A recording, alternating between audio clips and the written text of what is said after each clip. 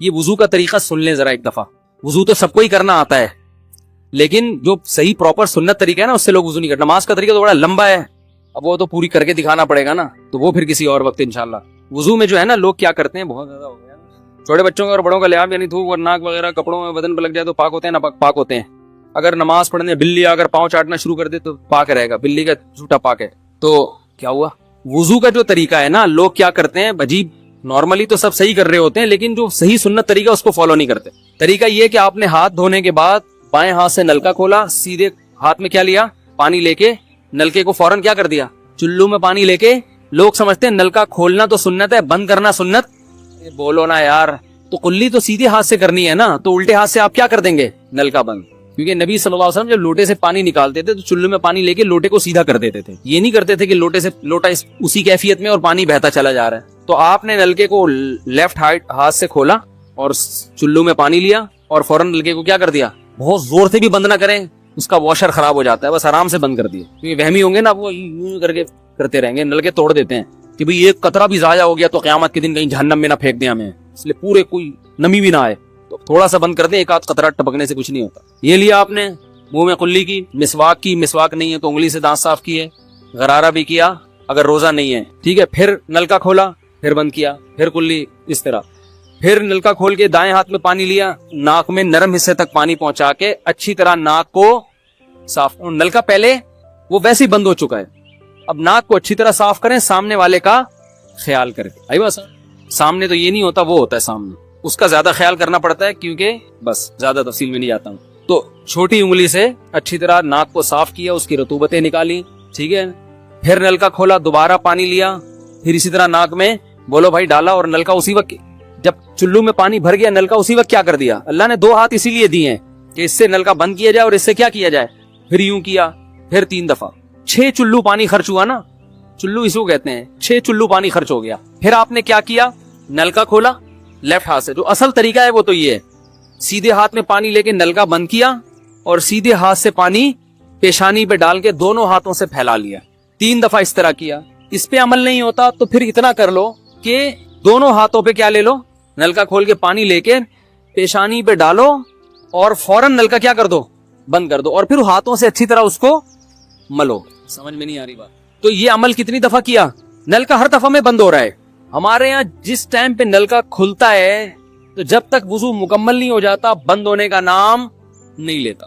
3 دفعہ آپ نے منہ اچھی طرح دھو لیا, داڑھی ہے تو اس میں کیا کر لیا, بڑی داڑھی ہے, میری داڑھی ایسی, میں تو چلو سے پوری داڑھی دھو لیتا ہوں, چھوٹی سی داڑھی ہے تو داڑھی میں خلال کر لیا آپ نے. اس کے بعد آپ نے بازو کیسے دھونے ہیں, بازو دھونے کا بھی یہ طریقہ ہے, لیفٹ ہاتھ سے چلو میں پانی لیا, جب سیدھے ہاتھ میں پانی آئے گا تو یوں کیا.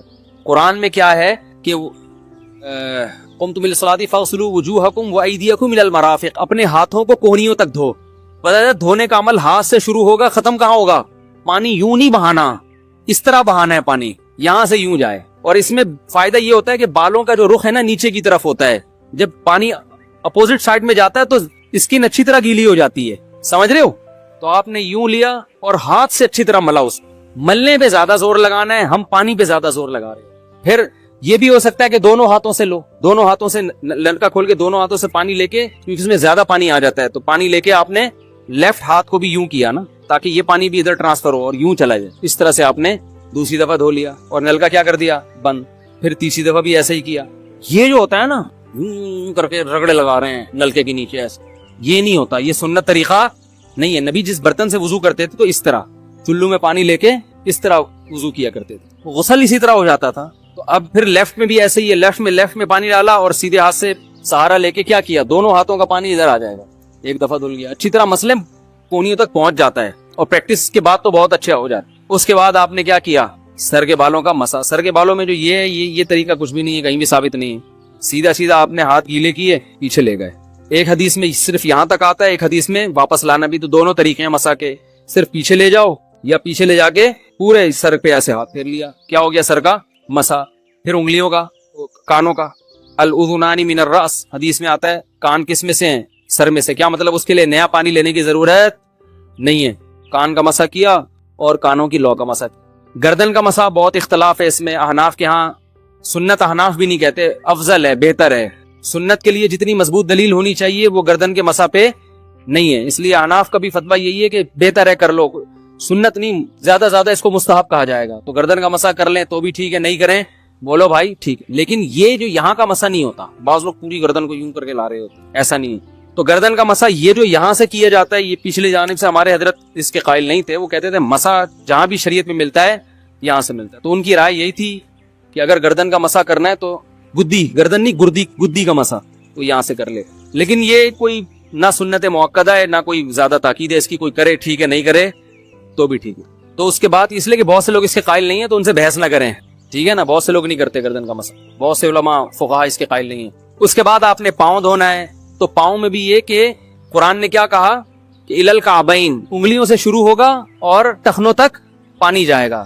تو انگلیاں رکھیں نلکے کے نیچے اور لیفٹ ہاتھ سے اس کو اچھی طرح کیا کریں, دھوئیں اور انگلیوں کا خلال بھی کریں. بہت چند سیکنڈ میں ہو جاتا ہے یہ کام. اور پھر نلکا بند کر دیں.